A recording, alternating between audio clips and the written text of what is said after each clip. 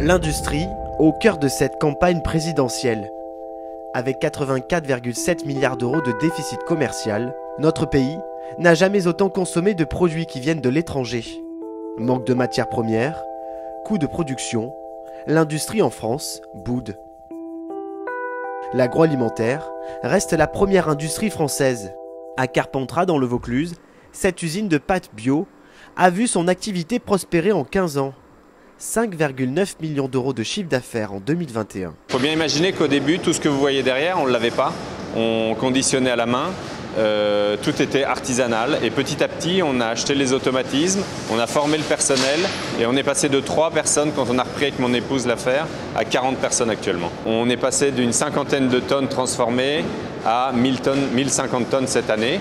Pour ce patron, ne pas délocaliser son usine était une évidence. On ne s'est pas posé la question de est-ce que l'industrie coûte cher en France ou pas. J'ai pas envie de tomber dans le piège de dire que rien n'est fait pour la réindustrialisation. Il y a beaucoup de choses qui sont faites pour la réindustrialisation. On a maintenant un problème avec la RH, les ressources humaines, le personnel qui n'est pas attiré par l'industrie, qui est peu formé à l'industrie, alors qu'en fait, souvent, quand ils viennent chez nous, ils nous disent « Ah ben, je ne savais pas, c'est bien, on n'est pas trop mal payé, on ne travaille pas le samedi, dimanche, on fait la journée continue, ce qui permet d'avoir pas mal de temps libre. » Donc, il y a tout un savoir-faire peut-être qui s'est un peu perdu. Attirer des industries, c'est l'objectif de la communauté des communes autour de Carpentras depuis 2019. Il nous faut forcément des usines. Sans usines, il y aura très peu d'embauches. C'est à nous à le faire. L'avantage d'une interco, c'est qu'elle n'a pas obligation de dégager des bénéfices.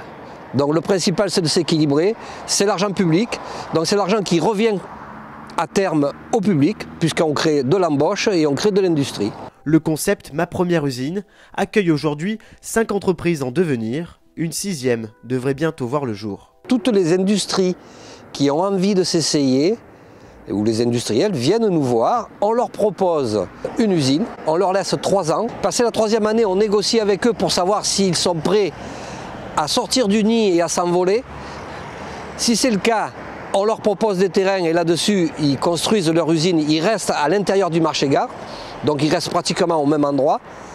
Si par contre ils n'ont pas encore la finance suffisamment stabilisée, on leur prolonge encore d'1 année pour qu'ils puissent réussir. Réussir, c'est sans doute l'enjeu majeur de ces 10 prochaines années pour relancer l'industrie française bousculée par la crise sanitaire.